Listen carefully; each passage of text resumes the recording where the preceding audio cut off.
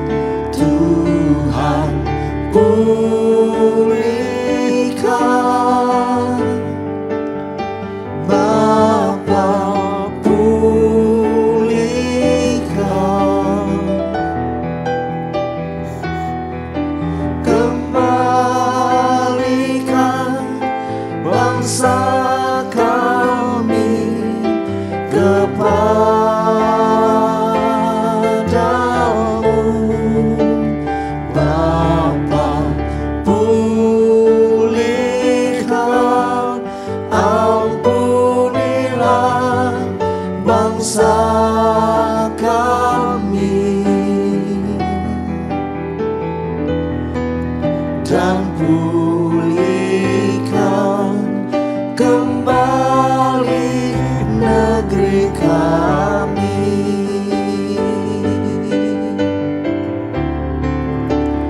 Tuhan pulihkan, Bapa pulihkan,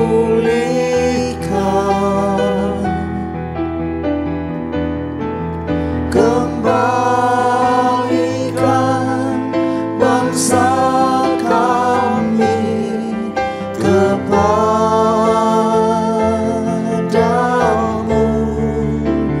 Bapa pulihkan, ampunilah bangsa kami, dan pulihkan kembali negeri kami.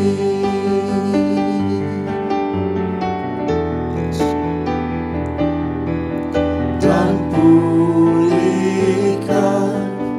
kembali negeri kami.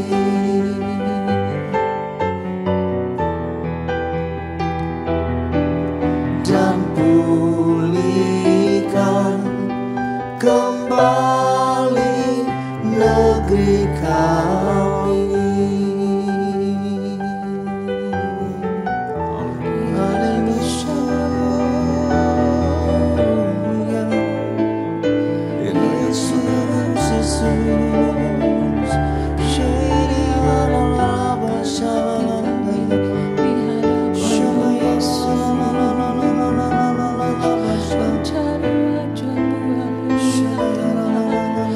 Kami datang merendahkan diri di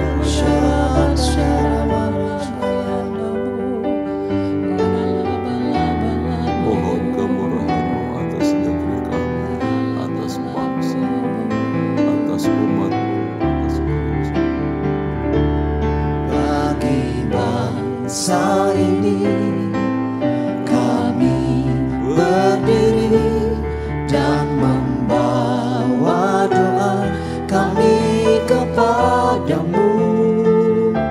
Sesuatu yang besar pasti terjadi dan mengubahkan negeri kami.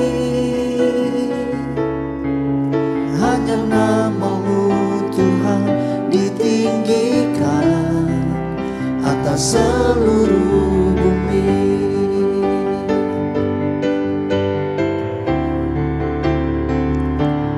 Bagi bangsa ini kami berdiri dan membawa doa kami kepadamu.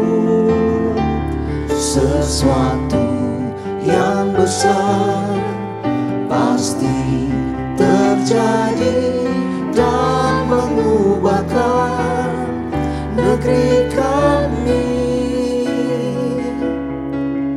Hanya nama-Mu Tuhan ditinggikan atas seluruh bumi.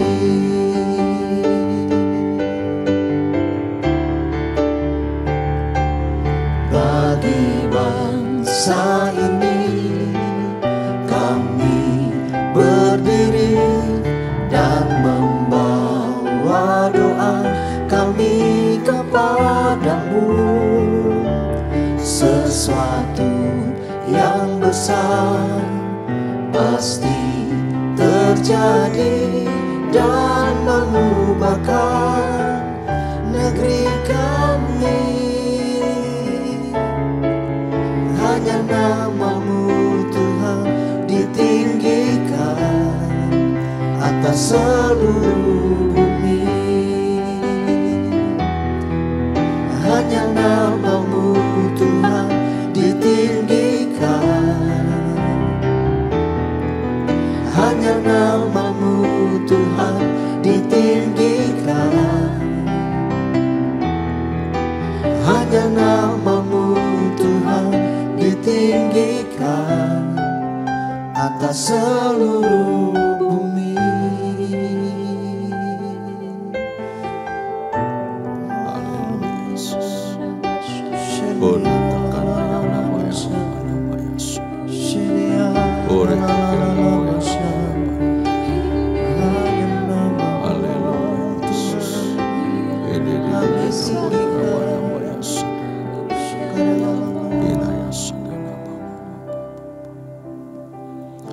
Kami umat-Mu setiap hari, setiap waktu terus merendahkan diri di hadapan-Mu ya Tuhan. Kami mohon anugerah-Mu turun atas kota kami. Kami mohon anugerah kasih sayang Tuhan turun atas negeri kami, atas bangsa kami yang kami kasihi. Bahkan atas seluruh bangsa-bangsa di muka bumi.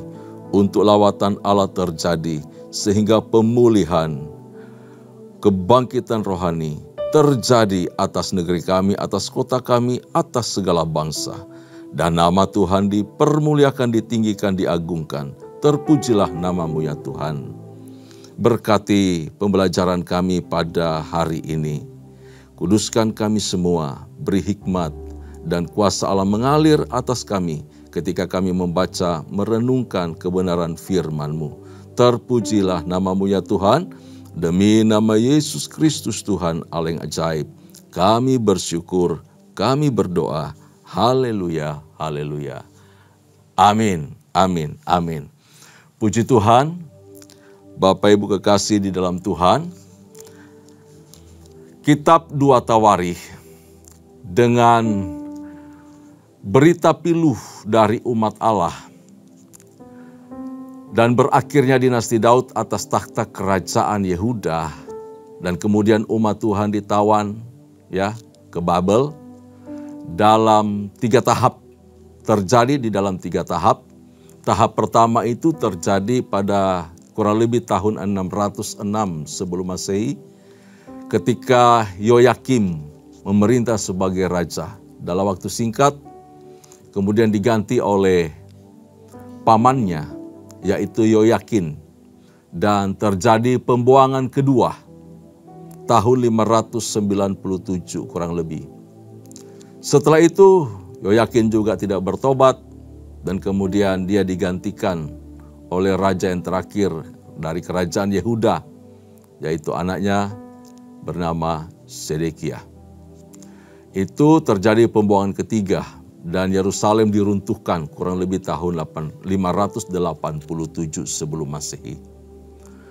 Bapak Ibu saudara kasih dalam Tuhan, umat Yehuda dibuang ke Babel sebagai hukuman karena mereka tidak taat, tidak tunduk kepada Allah, pemilik negeri Kanaan, pemilik negeri Israel, pemilik negeri Yehuda. 70 tahun lamanya umat Allah dibuang ke Babel. Lalu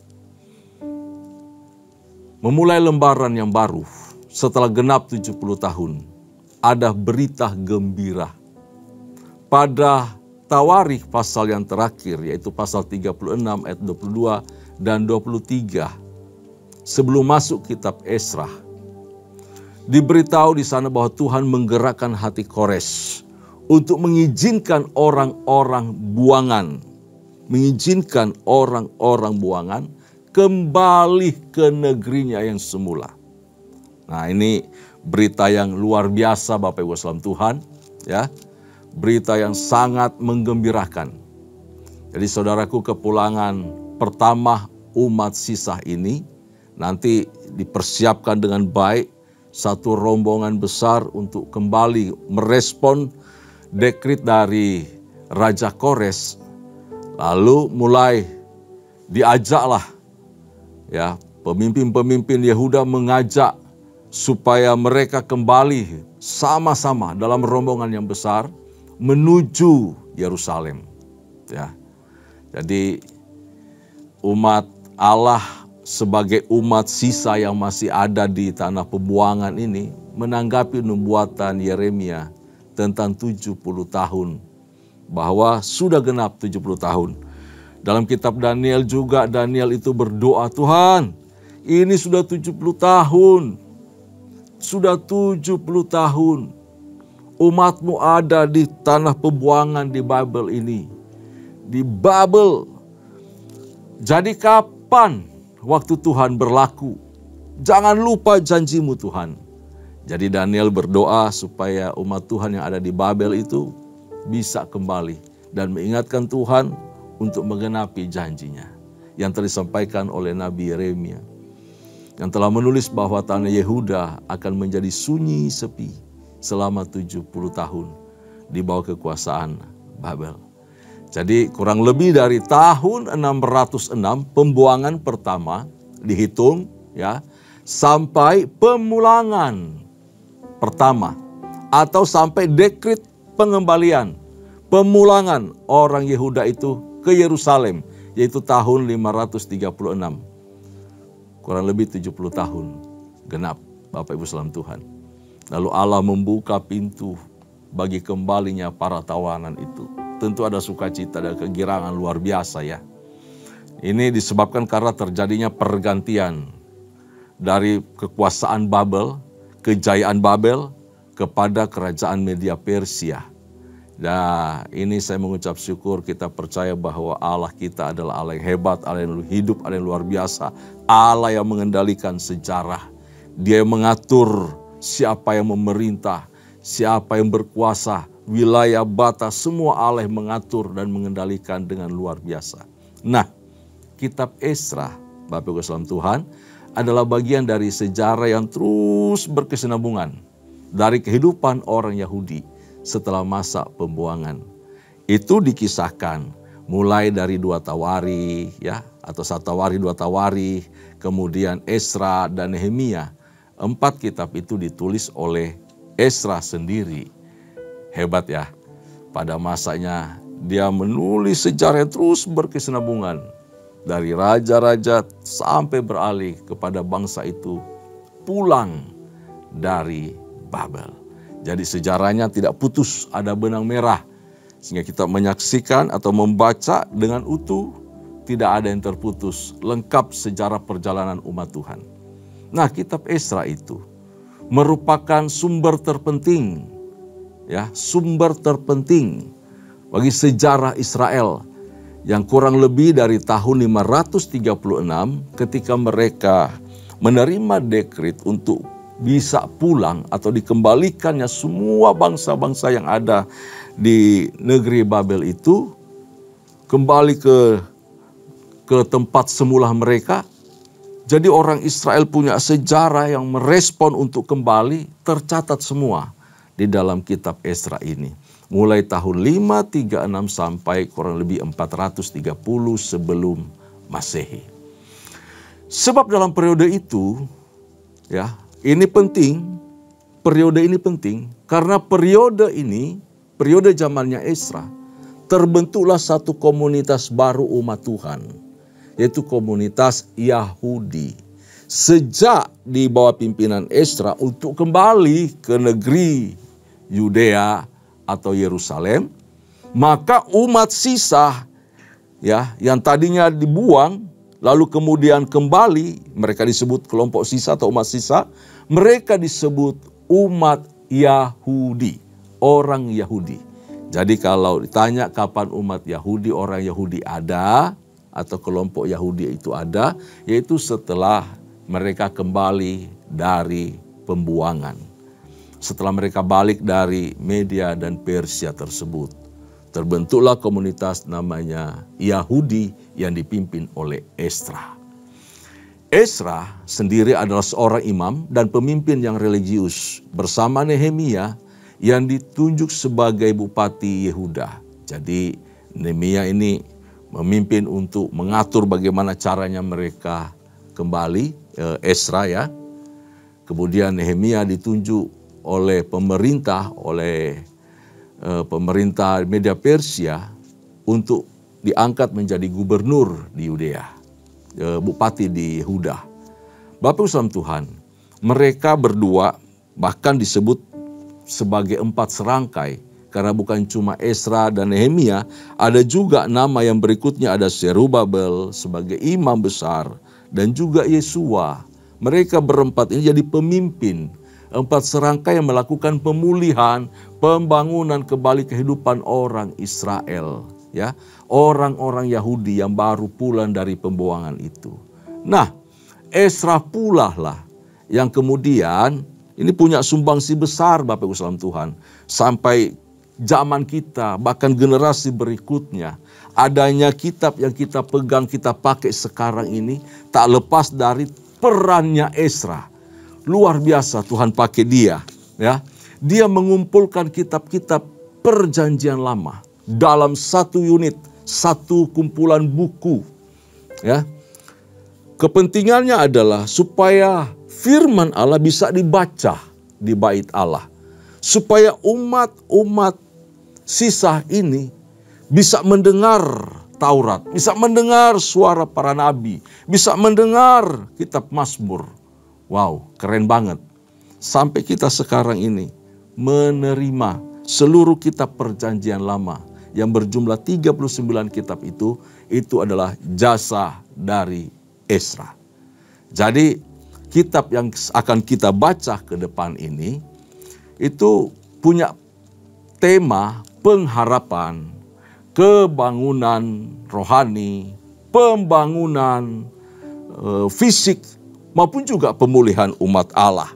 Itu tema-tema yang terdapat di dalam kitab Ezra. Jadi kita buat pendahuluan lebih dulu untuk memperkenalkan siapa Ezra dan tokoh-tokoh yang menyertai dia, tema kitab ini dan tujuannya. Nah, apa tujuan dari kitab Ezra? Bapak Ibu salam Tuhan, tujuan dari kitab Ezra yang pertama adalah mencatat bukti pemeliharaan dan kesetiaan Allah dalam menggenapi janjinya yang sudah dinubuatkan oleh para nabi, khususnya Nabi Yeremia, ya, Nabi Yeremia untuk memulihkan orang Yahudi. Nabi Yesaya dan nabi-nabi yang lainnya memberitakan tentang pemulangan. Bapak Ibu salam Tuhan, di tanah pembuangan juga mereka punya nabi yang menyertai mereka, menemani mereka. Ada Yehezkiel dan selanjutnya nabi-nabi kecil di buku kita di Alkitab ini ya. Ada Sakaria, ya, menemani umat itu. Ada Hagai, ya, nama-nama nabi tersebut yang bersama-sama dengan umat untuk membangun kembali baik fisik maupun rohani mereka.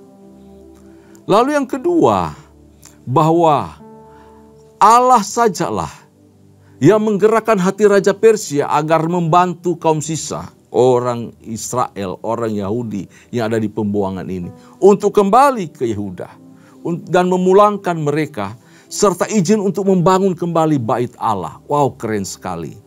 Motifnya memang berbeda dengan umat yang percaya akan janji di mana telah genap 70 tahun dan mereka harus kembali. Tetapi dari sisi lain ada motivasi tersendiri dari Raja Cyrus ini. Ya, Raja Kores ini punya motivasi sendiri. Dia ingin diberkati, dia ingin didoakan, dia ingin kerajaannya, kejayaannya bertambah-tambah lebih lagi. Lebih luas lagi wilayahnya dan dipanjang umur, Bapak Ibu salam Tuhan. Jadi bangsa-bangsa yang ada di bekas Babel itu dipulangkan dan mereka diminta untuk membangun, mereka punya patung-patung dewa-dewa sesembahan mereka. Bagi mereka yang tetap tinggal di Media Persia atau di negeri bekas Babel ini, mereka boleh mendirikan patung-patung, mereka boleh mendirikan kuil-kuil penyembahan mereka, dan kemudian menyertakan doa terhadap raja ini. Begitu. Tetapi orang Israel nggak punya patung. Orang Israel nggak punya dewa-dewa, nggak punya. Khusus orang Yahudi ini, mereka diizinkan, udah kalau begitu kalian boleh pulang, nanti di sana di negeri kalian bangun tuh bait Allah. Di sana kalian berdoa untuk aku, berdoa untuk negeri ini, Media Persia, supaya tetap jaya dan makmur. Itu motivasi dari Raja Kores atau Cyrus. Nah, Bapak Islam Tuhan, yang ketiga bahwa tujuan dari kitab Ezra ini adalah memberi dorongan kepada kaum sisa, yaitu orang Israel ini, orang Yahudi ini, untuk kembali kepada pertobatan yang serius dan sungguh-sungguh. Lalu mereka harus buat komitmen kepada Tuhan untuk menyembah Tuhan sebagai Allah yang benar, satu-satunya juru selamat mereka, pemilik hidup mereka. Dan kemudian mengingatkan bahwa tugas para pemimpin yang diangkat, yang dipilih oleh Allah adalah bertujuan untuk melakukan pemulihan terhadap kehidupan umat Allah. Baik rohani maupun juga jasmani. Segala bidang kehidupan harus mengalami pemulihan. Itu tujuan Tuhan mengangkat para pemimpin. Nah, saya kira cukup jauh ya kita memahami background dari kitab Esra ini. Mari saya ajak kita untuk membaca pasal 1 ayat yang pertama sampai ayat yang ke-11. Saya akan pandu kita semua untuk membaca bagian ini di Alkitab saya pada halaman 504. 504 demikian firman Tuhan, Kores mengizinkan orang-orang buangan pulang ke negerinya. Pada tahun pertama zaman Kores, raja negeri Persia, Tuhan menggerakkan hati Kores, raja Persia itu, untuk menggenapkan firman yang diucapkan oleh Yeremia, sehingga disiarkan di seluruh kerajaan Kores secara lisan dan tulisan pengumuman ini. Apa isinya? Beginilah perintah Kores, raja Persia. Segala kerajaan di bumi telah dikaruniakan kepadaku oleh Tuhan, Allah semesta langit. Ia menugaskan aku untuk mendirikan rumah baginya di Yerusalem yang terletak di Yehuda.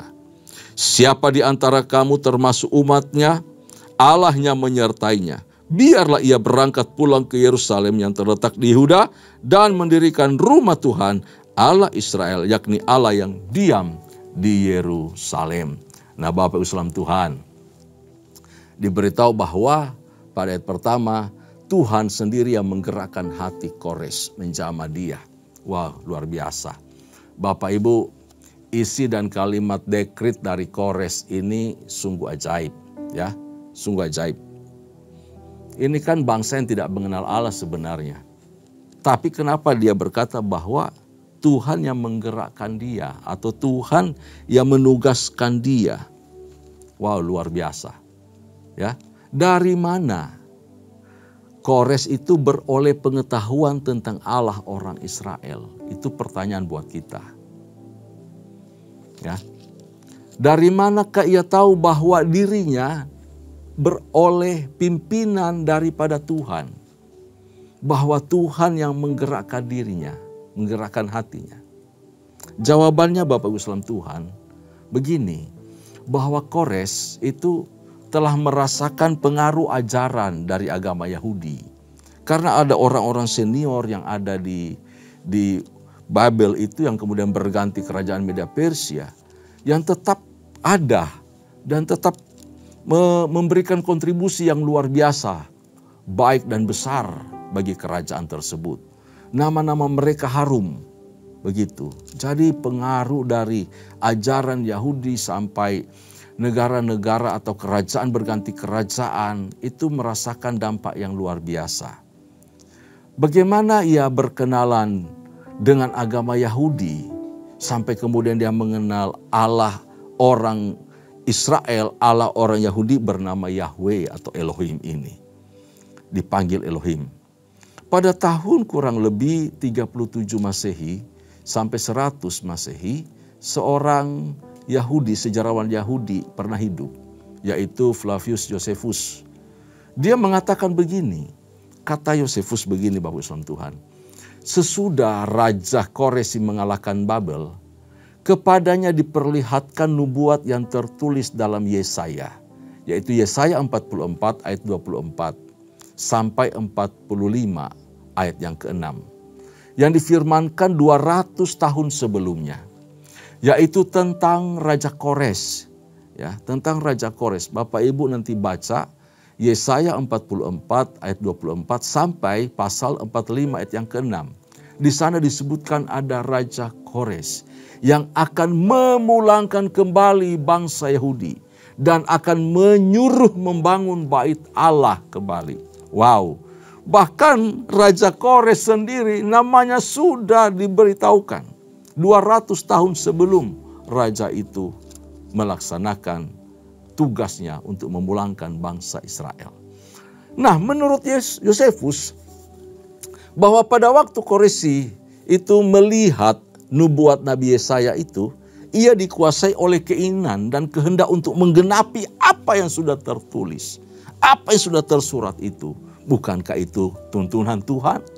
Wow. Saya percaya seperti Amsal pasal 21 mengatakan bahwa hati raja seperti batang air di tangan Tuhan. Amin.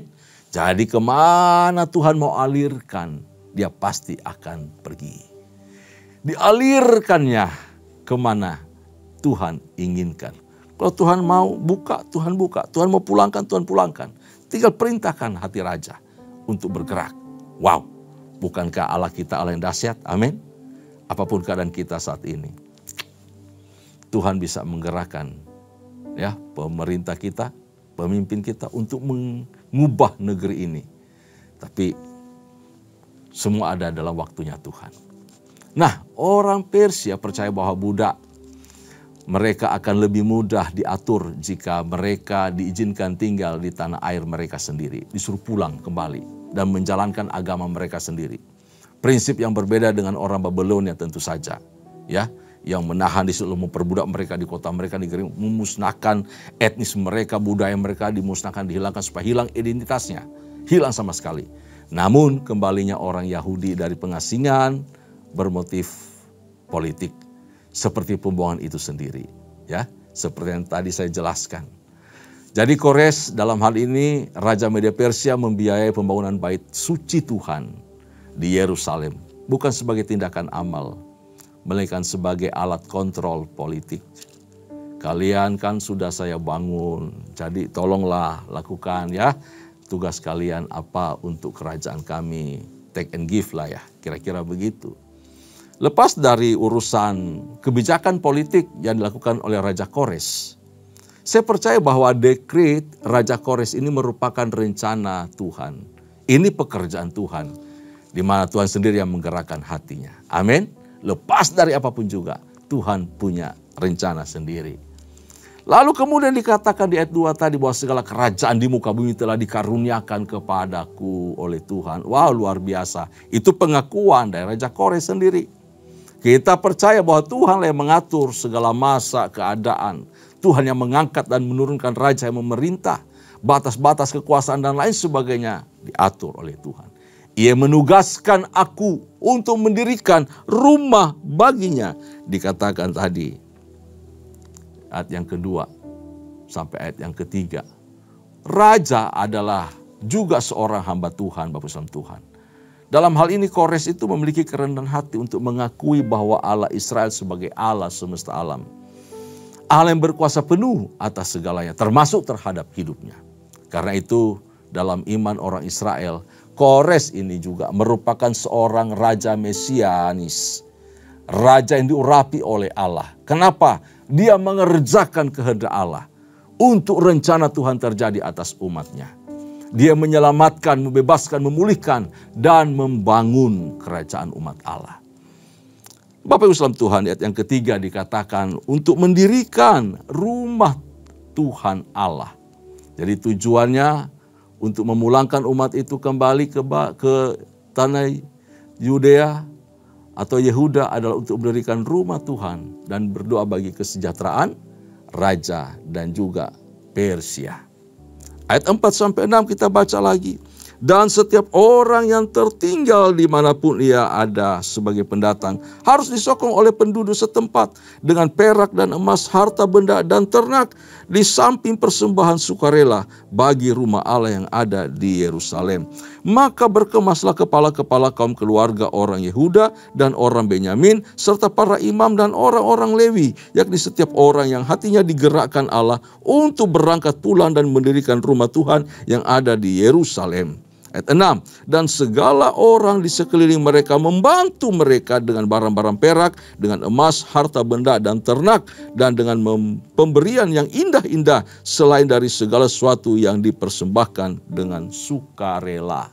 Nah Bapak Islam Tuhan, penduduk setempat harus menyokong beritahu begitu. Itu dekret loh, perintah dengan emas, dengan perak, harta benda, dan juga termasuk ternak. Untuk apa? Untuk membangun rumah Tuhan, biaya pembangunan.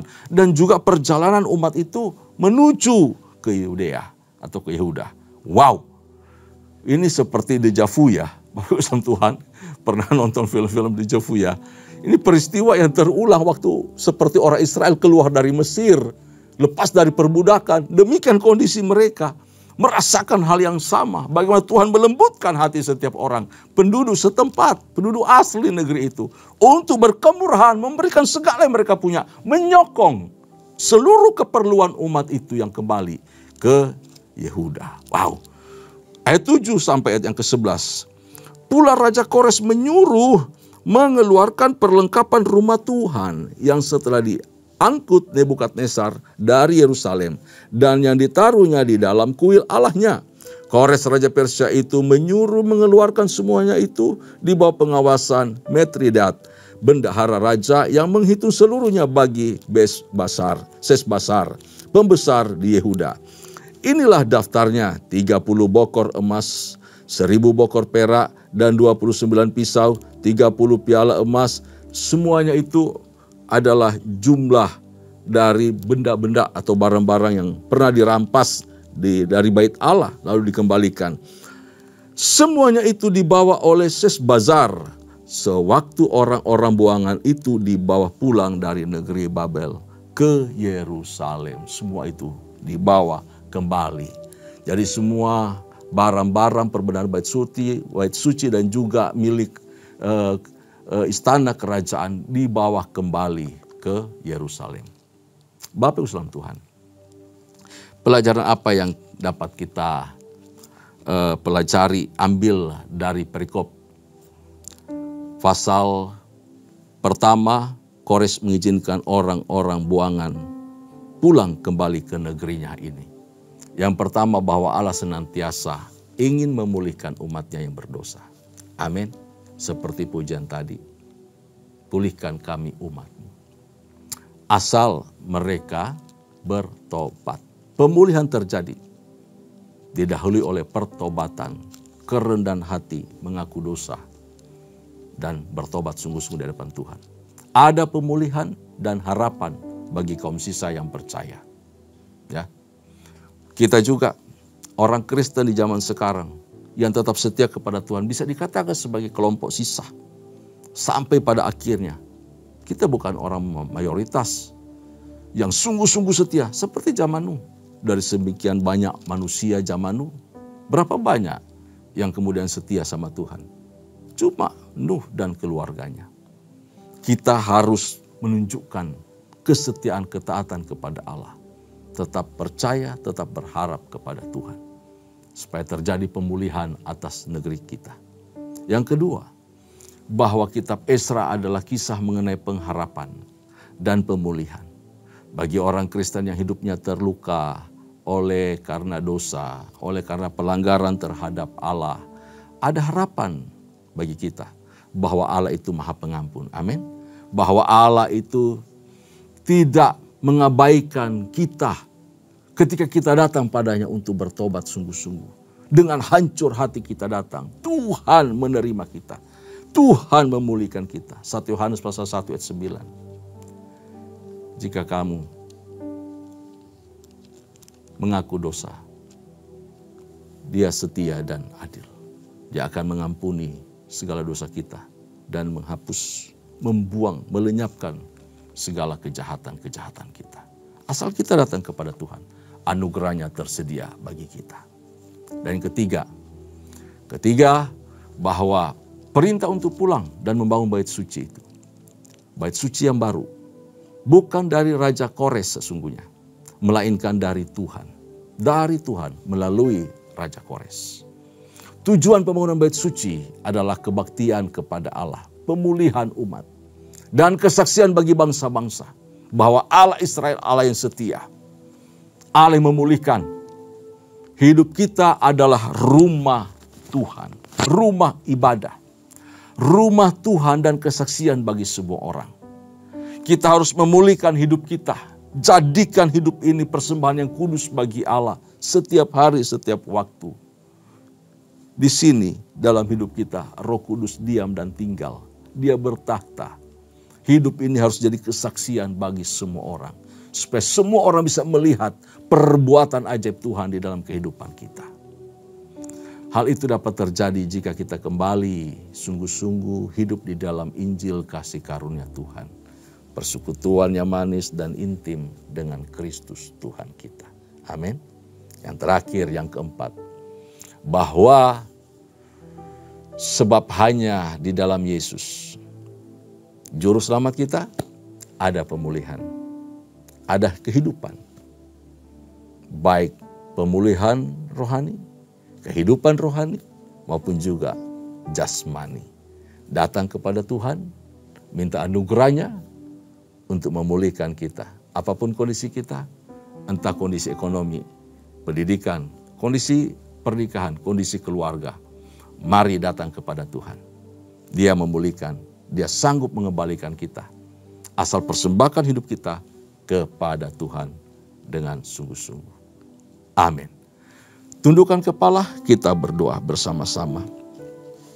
Kami mengucap syukur untuk kebenaran firman-Mu bagi kami pada hari ini. Kau berbicara, Engkau mengingatkan, dan Kau menasihati kami. Supaya kami percaya akan janji firman-Mu. Engkau Allah yang setia. Engkau Allah yang menggenapi setiap janji-Mu. Dan Engkau Allah yang memulihkan. Engkau Allah yang membangun kembali apa yang telah runtuh. Setiap kami, ya Tuhan, mungkin mengalami kerusakan. Setiap kami mungkin terjerembab dalam dosa. Setiap kami mungkin berada dalam titik nadir kekecewaan atau jauh daripada Tuhan. Kami datang hadapan-Mu hari ini. Kami tidak mau salahkan siapa-siapa. Kami sendirilah yang berdosa. Seperti umat Israel. Mereka yang berdosa, mereka meninggalkan Allah sehingga mereka dihukum oleh Tuhan. Tetapi firman-Mu menggenapi janji-Mu. Dan Engkau mengembalikan mereka kembali ke negerinya. Untuk terjadi pemulihan dan pembangunan bait Allah. Demikian juga kami ya Tuhan.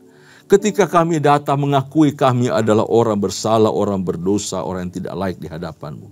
Engkau Allah memulihkan, Engkau Allah menjamah kami, Engkau Allah mengangkat kami kembali. Engkau Allah membangun kembali kehidupan kami dari keruntuhan apapun juga. Baik keadaan ekonomi yang runtuh, baik kesehatan kami yang runtuh, baik keluarga kami. Keharmonisan yang tidak baik, dalam nama Yesus Tuhan, Engkau Allah memulihkan dan menyembuhkan kembali. Sehingga sukacita damai sejahtera Allah mengalir atas kami. Terima kasih ya Tuhan. Jadikan hidup kami menjadi berkat dimanapun kami berada. Terpujilah nama-Mu. Hidup kami adalah kesaksian bagi banyak orang. Ketika kami dipulihkan, ketika kami dibangkitkan kembali, ketika kami dibangunkan kembali oleh Tuhan, hidup kami menjadi kesaksian bagi banyak orang bahwa kami punya Allah yang hidup. Bahwa Yesus Kristus adalah Tuhan satu-satunya. Terpujilah nama-Mu ya Tuhan. Kami mengucap syukur, berkati umat-Mu, berkati setiap kepala rumah tangga, berkati ibu rumah tangga, berkati anak-anak, berkati pekerjaan usaha, pelayanan mereka, berkati pendidikan sekolah mereka. Dalam nama Yesus Tuhan, terpuji-pujilah nama-Mu. Sebentar kami akan berpisah dari pembelajaran ini. Berkat serta anugerah Tuhan menyertai kami selalu. Berkat dari Bapa, kasih sayang melalui Kristus Yesus Tuhan kami, serta persekutuan dengan Allah Roh Kudus menyertai kami. Mulai hari ini sampai parusia Tuhan datang pada kali yang kedua, bahkan sampai selama-lamanya. Amin. Amin. Tuhan Yesus memberkati kita semua.